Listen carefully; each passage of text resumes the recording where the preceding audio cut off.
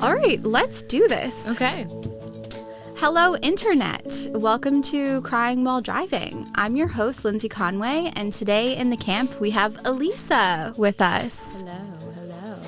And we are sipping on a copycat Shennong, which is something you invented. Yes, I did. Back, was how long ago? Like 2018? Yeah, I think so. Jesus. All right, well, cheers. Cheers. Thanks for coming to camp. Of course.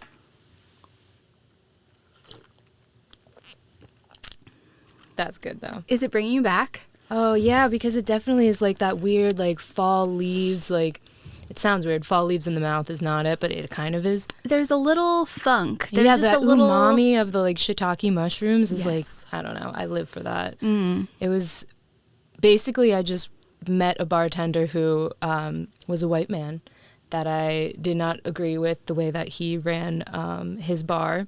But he would try and make these really weird and interesting drinks, and he made a really bad, like, mushroom something, I forget. And so I was like, all right, well, I'm going to do it better. And then I was really pleased that I did, because otherwise I was, like, completely talking out of my ass. I had no clue that I was able to do what I was doing. It's brilliant. Thank you. Yours is a lot better than this. This didn't infuse for nearly long enough, but it still is that, like, umami, like, fall day, like, with the bourbon and the warmth. it's getting there. Yeah.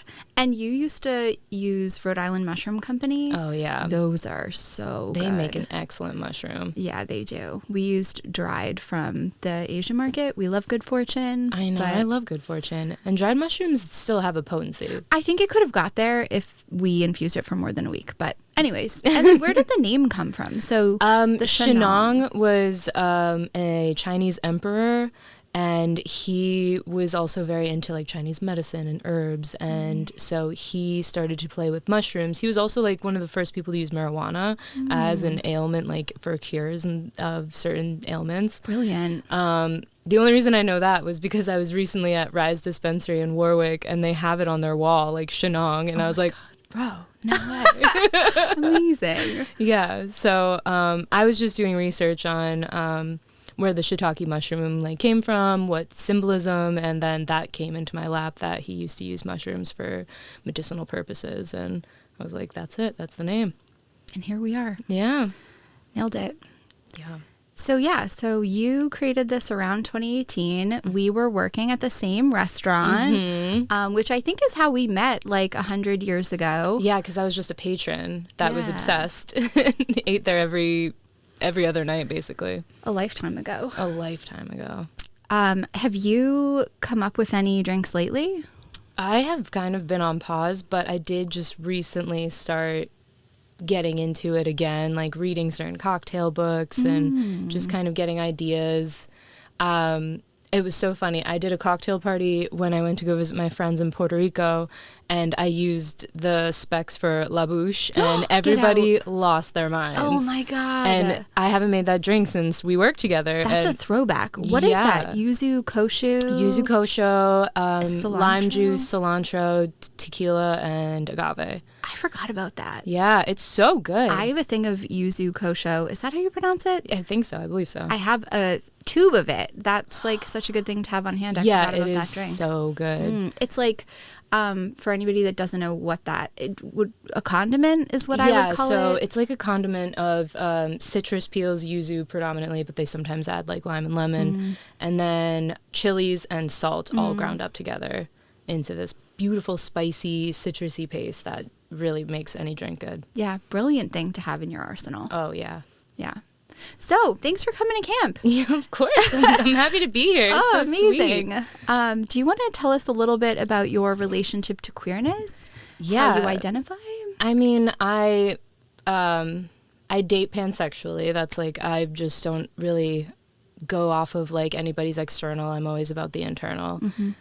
So any way that somebody presents themselves is fine, and I accept them, and I just want to get to know people, and if I gel with them, then I gel and we're there together. Hell yeah, cheers to that. How did you land on that term specifically? So for the longest time, I was identifying as bisexual because all of my experiences were with either male or female. But then as I just got older and started dating a little bit more, because I was never like a big dater. I was kind of very like, I just want to hang out and like get to know people. And then like sometimes would randomly hook up with friends was kind of how it went. Like I never really had like boyfriends until like I was maybe 19. So I kind of started dating more when I like moved up to Providence, and there's just a bigger spectrum from my rural town where I grew up in Pennsylvania. And so then I started dating people that were trans or non-binary, and I felt like, well, they aren't in the binary, so I can't really describe myself as somebody that's bisexual anymore because I've had these like romantic encounters that I've loved and have helped shape me. So we both survived the Providence restaurant scene by the skin of our teeth. How did you feel about the queer dating scene in Providence? It's rough. Right. It is very rough. Yeah, so much so that when I was like exploring more to date more women, I moved into my section of Boston to try and explore dating. And then that was also met with a lot of like just aggression. I don't know. What kind of aggression? So maybe I was just like, I have like a choice of picking the wrong people in my life or something, but like it was very like possessive from the get-go. Women? Yes. Like first date, who else are you talking to? And I'm like, I didn't know that was something we would be participating in as a discussion right now. I thought it'd be like getting to know each other in a different way. Not like aggressive. Yeah, it was, I don't know. Maybe it was just like I had 2 back-to-back dates that were like that, and I was just like, okay. And then I took a breather for a while, and then I dated some men, but it was boring. And so I then was just like, I need to take some time off, and that's kind of where I'm at right now. Fair enough. Yeah. Yeah, see a pause. I feel like everybody right now is experiencing something chaotic in their lives, whether it's from the political climate, their personal mental health, anything like that. It's just very hard to exist right now. Yeah, 110%. And so I feel like trying to exist and take care of yourself and then also try and be a support system for another is hard. Yeah. And I'm probably not a great candidate either, seeing as I spend most of my time taking care of children now. Oh my gosh. That's my life. Yeah. And that's difficult for somebody who wants to date somebody. It's like I'm a single parent and then also trying to date them. Yeah, you're like pouring all of your energy into somebody else's family and you need to like make enough time to take care of yourself outside of work. Yeah. Let's rewind. So you moved to Providence. You're like dipping your toes in maybe a queer dating scene for the first time. Do you remember like best or worst date, like first date you went on? There was one date that I went on that was like kind of unbelievable. Tell us. I was 23. Okay. She was probably 32. I'm definitely a little bit older. But yeah, I met her at a mutual friend's house who is like an older friend already, but he and I have been friends for years. And so I was like, everybody's going to be older than me here, but it's fine. Like, I love just getting to know people that have like experienced life more and like what their take is, because I feel lost 90% of the time. Give us some wisdom. Anybody that has any. I mean, honestly, it really is all about letting go. And that's what I've learned. Yeah. And then also resisted and then had to relearn. But yeah, I met her and it was like one of those instantaneous sort of like connections where it was like you're in a crowded room but you don't hear any of the background noise. It's just like that conversation so hooked.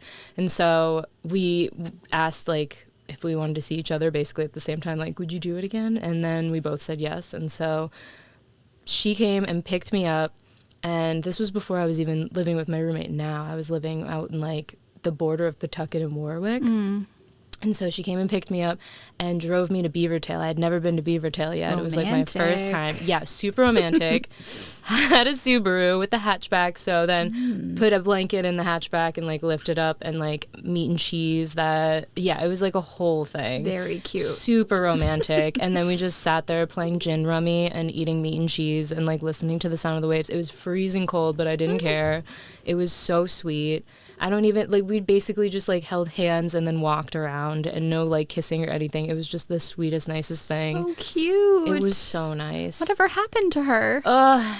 Professors, they moved for jobs. And, yeah, there was a university that was not giving them full professor, and so they had to leave. But...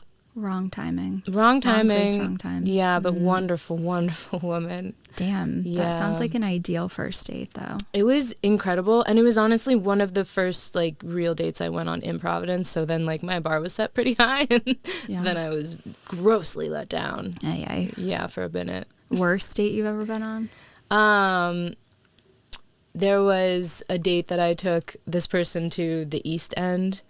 And I thought neutral area, because I don't really go there that often, but I do go there enough that I, like, understand what the scene is. And I thought it would be a great first date area. Great whiskey list. Exactly. Super cute patio. And it just, like, decent food, good munchy, like, snack things. And I was so excited, and they showed up, and I was like, oh my gosh, they're even cuter in person.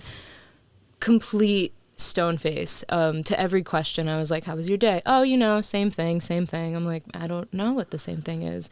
No real follow-ups, no real, like, diving into anything. And I was like, okay, weird vibe, but maybe they're having a bad day. Maybe they're nervous, and they're just, like, can't, like, they're frozen. And then I knew one of the bartenders, or the bar manager at the time, used to work at another place on the west side. And so she came over and said hi. That person immediately starts getting defensive. Who is that? How do you know them? How long have you known them? I'm like, oh, now you have questions? Oh my gosh. It was such a bizarre thing. It was so bizarre. That's so strange. Yeah. On a first date. I've never experienced that never sort met of, them like... before. Yeah, it was so aggressive and weird, but also cold. And so I just... Yeah, I basically went to the bathroom, and then I was like, I really don't feel well. I'm leaving. Fair enough. Yeah, it was bad because I didn't want to be in that uncomfortable place anymore. Shit. And honestly, the East End has been an unfortunate cursed place. I've had multiple bad dates there. Oh, no. I know. Which is a shame. Spot. I know, it is such a cute spot, but I now, like, I just associate it with, like, the bad vibes that I've had on all these dates. But it's not their fault. It's not their fault, I promise. Oh, my goodness. So is there any queer media that you consumed when you were, like, figuring out yourself that, like, helped maybe? I definitely would sneak watch The L Word when it was still on TV, like, while it was coming out. I don't even remember. I was pretty young, middle school.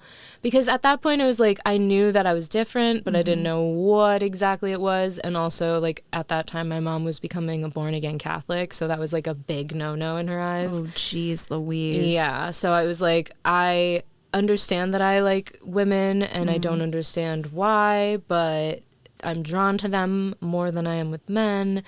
I don't get it. Like, I was always, like, BMX riding with guys instead of, like, trying to hold their hand, you know? Like, I was just like, let's go catch frogs or corn snakes, like, that sort of thing. So, yeah, it was just one of those things where I just kind of had to figure it out for myself and hide it for such a long time. I'm sorry. Oh, it's okay. I mean, you know, I still technically have to hide it from my mom. She's, like, aware but never speaks of it, you know? She's Catholic to this day. So Catholic. Aye. Yeah. Yeah, it was, like, actually funny. I was thinking about just, like, my queerness throughout my childhood, and there was an instance where before I even really knew what was going on with me, my dad, like, picked up on it, and he has never been, like, a full supporter or, like, a active parent in my life, so, like, this one time he, like, really cued into me, and I was like, but he was drunk, and he came into my room, and he was like, I think it's time we tell your mother. And I was like, tell her what? And he was like, I know, Elisa. And I was like, what do you know? Wait, how old are you? I was, I think, 13 at that time. And he was very determined and very serious and was like, nope, you can't live a lie anymore. I won't allow it. I won't allow my daughter to live a lie. Be free. And I'm just like, what are you talking about? What's his name? My dad? Yeah. Alberto. Wow. Yeah, he was on the money before I was on the money. Interesting. And I just remembered this, like, I never really thought about it afterwards because he was drinking, so I just was always like, whatever, Dad. Yeah. And he, like, walked across the hallway and then went into, like, the place where my mom was writing up, like, a paper or something for her students. And I heard him go, Robin, we need to talk. Our daughter, I'm pretty sure she's gay. No, she's gay. And my mom was like, yeah, whatever. Yeah, because like she's like, get off the sauce, Alberto. Like, yeah, get away from this. Oh my God. And so she just like says nothing, and then my dad comes back. He's like, she's in denial, but I'm not. I love you. And then walked out, and I was just like, I don't know what's happening right now. Like, I just wanted to listen to my new metal in peace.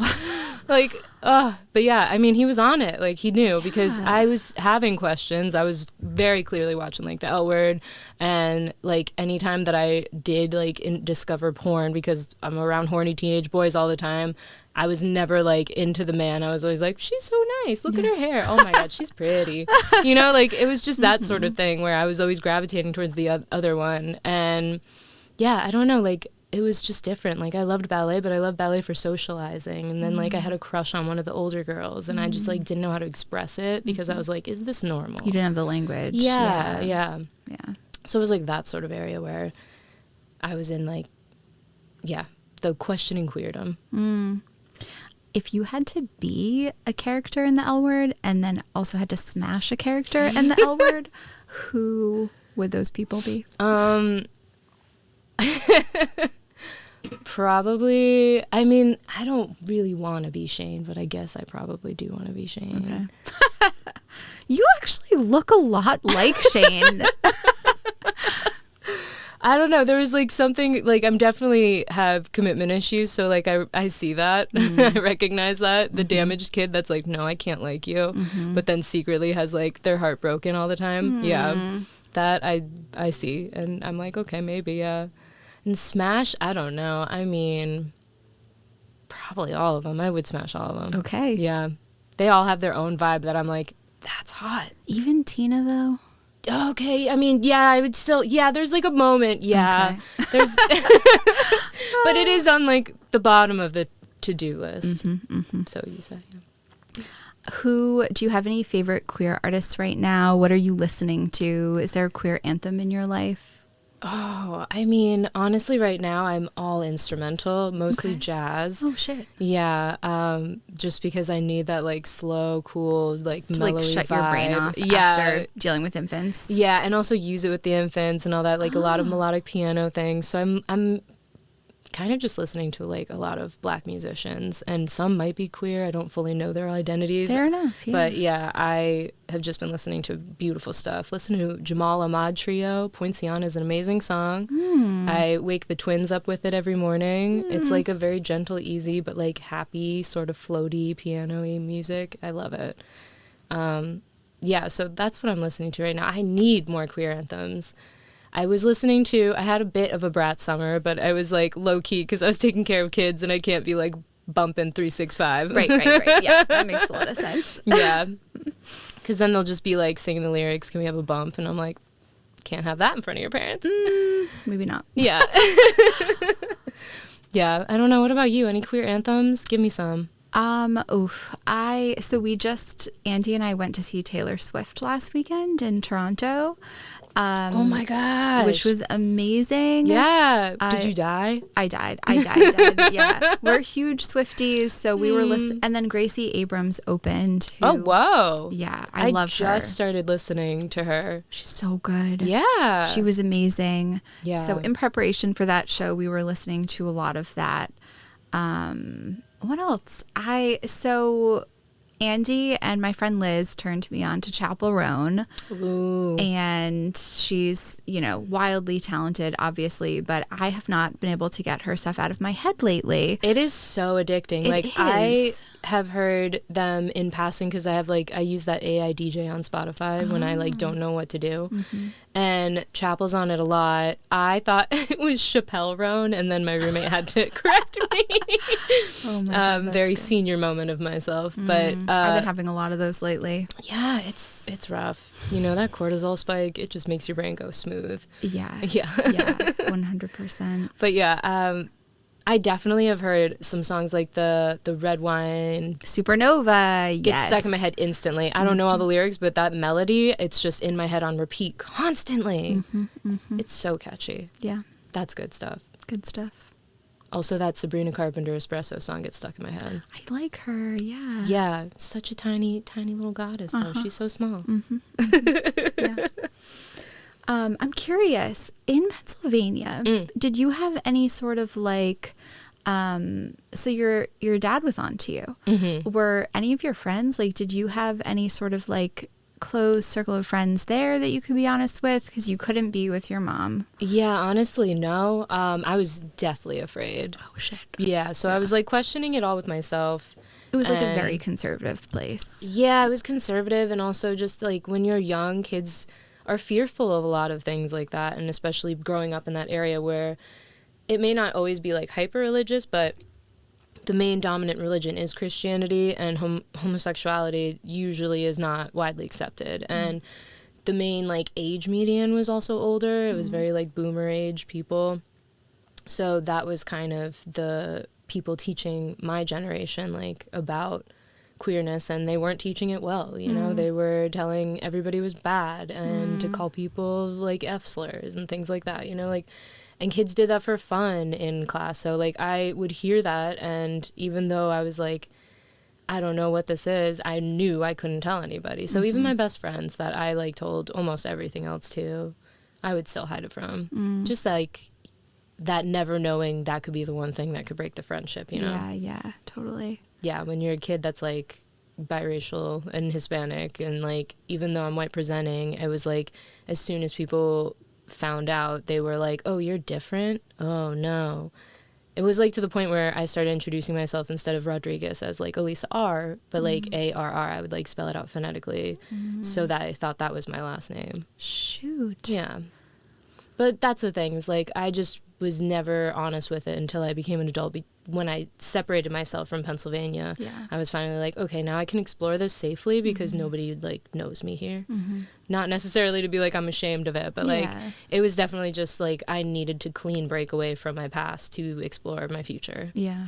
When you moved to Providence, were you able to find a circle of friends that made it any easier to explore those parts of yourself? Yeah, I mean, I was around like a lot of restaurant industry people, and some of them were queer, and I just really was like, I could be honest and be like, oh yeah, I've kissed girls before, or like I've had sex with women, like I've done these things, or like, yeah, I watch that too. And it would be like fun to consume the queer media. And then when I found out that there was like gay bars there, like there weren't any in my hometown. There was no way. So like then I would just go out and dance, and then I was like, oh, this is fun. So much fun. Yeah. The dark like, lady. Yeah.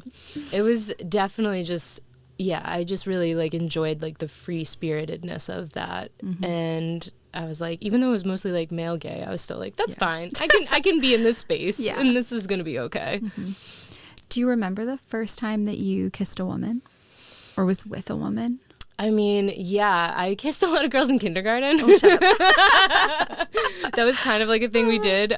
We used to play Star Wars, and sometimes one of us would be Luke Skywalker and one of us would be Leia. And even though they were siblings, we didn't fully get it in our head. The storyline, we were off. I don't fully get it. I mean, yeah, we were 5 years old. But yeah, I did. I kissed girls then. But then, like, seriously, like, when I knew, like, there was romantic intent was probably 8th grade. Yeah, she was, I think, a grade older, and she was in the high school at the time that I was in the middle school, but they were next to each other, so you would ride the same bus sometimes. Met her on there, and then it was like one of those like basement parties that you have people over and you're all awkwardly like standing around but like want to talk to each other. And Spin the Bottle happened, and that was like the moment where I was like, yes. Oh my God, so funny. It was a very sweet, very quick kiss. In front of everybody? Oh shit. Yeah. Brave of you. I know, but also at that time it was like, I don't know, it was that stupid thing where guys were always like, yeah. Okay. And so they thought we were doing it for them, but like, no, but that was for me. That was for me. Amazing. Yeah. So as a nanny, you've worked with kids of all ages. How would you approach like somebody coming to you who's like struggling? Like, have you come across that? You've been a nanny for a really long time. Yeah.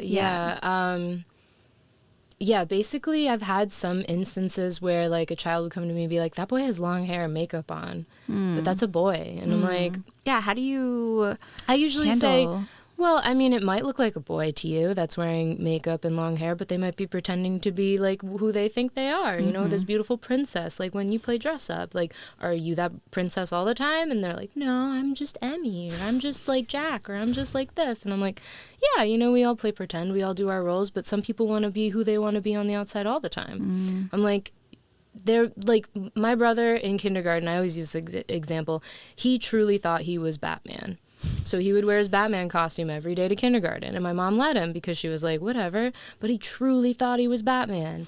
And so it's like, if you believe that and you truly are and you feel that in your soul, that's who you are. Do it. Like, that's the kind of person I want to be in this world, and that's why I want to try and teach kids to be like that too. Now, it is hard because I have worked for families that don't share the same values as me. That was my next question. Is that something that you feel out in the interview process? I try to do that the most I can in the interview process, because I really want to be able to work for people that I would support in like everyday life. Right. I don't want to take money from people that I don't have the same values from. It doesn't feel right to me. So yeah, I usually try and vet it, but sometimes there are people that sneak through or that like aren't aware that they are hypocritical in their choices. And yeah, that is hard. So then those times I do have to kind of censor myself because at the end of the day, it is not my child. And it's a job, yeah. Yeah, and it's a job. And so those are the jobs that I usually end up leaving because I can't. Yeah. I can't. Like, I was so fortunate in my last family, like, to be a queer family, like 2 mothers, and I just felt like a coven. Like, we were so close-knit, like, just raising these children together, communicating so well. It was an absolute dream job, like, truly a dream job. Do you want kids of your own someday? No. Fuck no. I love children. I really do. And I love taking care of them. I love giving my time and my patience and my love to them. But I do not want one of my own. I do not want to walk home to that. I want to have my own life.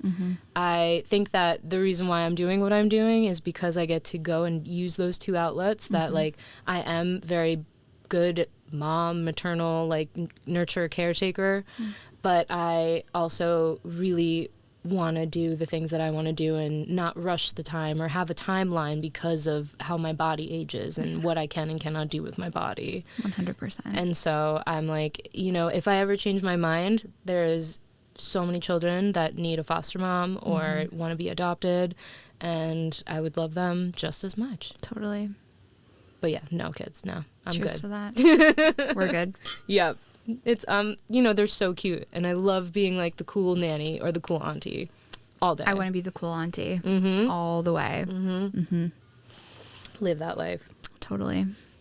So are you at all, like, worried about what dating might look like in Puerto Rico? You're in a season of pause right now.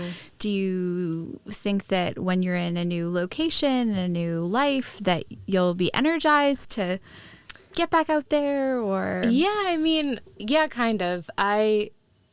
I'm curious about it because it is such a different place, and it also is like such a high tourist place too. So there's probably a lot of turnover because there's a lot of seasonal jobs. There's like a lot of people going in and out. That could be really good for some flings. Exactly. Some fun. That fun fling thing. Yeah. I know. I do love fun and fling because I am a little scared of commitment. But yeah, I definitely feel like it's going to just be, refreshing, a new page, because as you know, Providence is an incestual, gross little pool. It's this big. It's so small. So small. Oh and my being there a God. decade is so teeny tiny now. Yeah. And you experienced firsthand being the shiny new thing to town. Oh my gosh. That also is just like some weird sick thing that Providence does to like anybody that comes in. And it's just like, I wish I would have known, but I'm so glad that I had that experience too. But also then, like, looking back at it, I'm like, there are some that I should have just stayed. We live and we learn. Yeah, that's right. That's right. Yeah. Do you have a type? Like, so I mean, you've dated men and women. Yeah. Yeah. Are the men that you are attracted to more feminine at all, or the women more masculine? Like, do you have a type? I mean, the dream that I always have is just like a beautiful queer man who is just really wonderful, nice dresser, and very kind and understanding, usually a creative, because I really enjoy creative people. I like that problem-solving kind of person, too. As far as women, I really love maybe just, like, a curvy, olive skin. Like, it honestly, it doesn't matter about femme or butch, like, because I find both really beautiful. But they usually are, like, taller than me. I love to be, like, tiny. Cute. But yeah, I mean, I float around again. Like, I always change that Gemini stuff. I'll be like, oh my God, I didn't even know. I like thought that person was like whatever, but now I'm like so into them. And so it always flows and changes, and I'm just kind of allow and accept myself to go with that. I honestly, once I start to find myself in like a repeating pattern, I usually am like, I have to wake up. What's going on? Oh my gosh. Like, what kind of repeating patterns have you found yourself in? I was dating a lot of criminally inclined people. Yeah. Interesting. Where do you think that came from? Well, I think that it was that I was getting very bored and stagnant with my life, and instead of going inward and asking myself why I was feeling that way, I was seeking dangerous fun in others. And that was definitely like a super toxic thing I was doing to myself in like a self-sabotaging way, because I wasn't ready and willing to do the work on myself. So I was in that thing. And so yeah, now I'm like, patterns are not like, having structure and having patterns is like different for me. Like the structure of getting up every day at like 6:30 and then like trying to do some sort of active thing, like that's all good for me. But when I get into the pattern of like the dating, or like sometimes I would get very like low in self-confidence and then go into that like fear, like doom scrolling on people's pages, you know, like those patterns, that I'm like, I got to cut this out and figure out what's going on. Yeah, because a pattern is information at the end of the day. Yeah. Interesting. Coming out story when you've like finally realized you were gay. Maybe those things would be interesting. I mean, I guess. Was there a coming out story? I mean, it was like a slow fizzle. It was a slow fizzle for sure. It was a slow fizzle. Yeah, like I always kind of knew, but then always repressed. Always kind of knew and then repressed. And then I would date men, and I was like, maybe this is it, because we're really vibing. And then it got to a point in one relationship where I was like utterly disgusted, but still with them. Yeah. And I was like, what is happening? And then I was literally just watching like lesbian porn and masturbating to that. And that was like all I was doing while I was with this person. I was like, maybe I need to do something a little bit different. Let me tell you, I was shocked to find out that everybody's not doing that. I know. Yeah, there was like a lot of those moments of like, oh wait, everybody's not like that. Oh yeah, like that was me growing up. Was like when I would be like testing the waters to see if everything's okay. I'm like, nope, okay, guess you don't have those feelings. All right. Yeah, it was interesting, but yeah, I don't know. More and more as I was like watching movies, like okay, Notting Hill. Everybody would watch that movie because of Hugh Grant. Oh, I was watching because of Julia Roberts. Yeah, that makes so much sense. Oh my gosh, she is just like a queer wet dream in that movie. She's wearing like structured little like blazers with tiny little baby doll tops. I was like, stop now. Stop it, but don't. Yeah. The blazer, the like queer flagging in attire is like so funny for me looking back. Andy and I were talking about this the other day. Like it took me such a long time to figure out who I was. But then looking back at photos, it's like I was wearing like the most hideous like short sleeve striped blazer to my like freshman homecoming. Like what? To your homecoming? Yes. Gay. Like what was I doing? So gay. I love that for you though. Oh. Yeah, there was a lot. I mean, yeah, I wore predominantly skate clothes, and I mean, I wasn't even that good of a skateboarder, but like I lived in boy clothes. I still live in boy clothes. Like it's comfortable. It's nice. They have deeper pockets. They need to change that about women attire. 100%. I need a deep pocket. Like those cargo pants, like go down mid-thigh. So many things you can put in that pocket. I love a deep blazer pocket. Ooh. Another benefit of the blazer. Yeah. Oh, another queer thing. I had a suit professionally made for me, bespoke. Oh my God. Yeah. Do you have a photo that we can drop in here? Oh my God, yes. I can send you one of me. Yeah, I wore it to officiate my best friend's wedding. Of course you did. Incredible. Yeah, that was like amazing. one of my proudest little like queer moments. I was just like, I remember putting the suit on after they made it, and I was like, yes. You like came into your power. Yeah. Go to Kazao in Providence. They're amazing. Okay. So how is dating men different from dating women for you? Okay. Dating women, it feels like just this really close-knit, intimate, like best friend forever sort of vibe, where it's like, I don't want to say it's like a slumber party because that's so... But it is. But it is like a slumber party kind of thing where it's just like that, like feel, it gives you, it evokes the same feeling of thinking of your slumber parties of like back in the day, that nostalgic, comfort, cozy, like you go to Blockbuster, you get that thing. It's like... I wonder, does everybody feel that way, or were we just little Lezzies? I mean, that could be it too. Yeah. Like there's only one... Yeah, there's only one man that I had that relationship with. She's dying. I can't. It's probably Little Lezzies. Yeah, there's only one man that I had that sort of thing with, and I am like 95% sure he is actually gay, and that we were just two gays gaying it up together. That has happened to me so many times. Yeah, but like, yeah. Yeah. That was the only man that I really had that like serious like thing with. But when I was with like, that older woman, I really hope she is doing great. I hope she has a soulmate or something. She was Imagine wonderful. if she happens upon you in Puerto Rico. Oh, that would be amazing. I doubt it, but that would be amazing. We could manifest it. There we go. Eat, pray, love. I hope she goes on and eat, pray, love, and then just eats me. We're going to manifest that for you.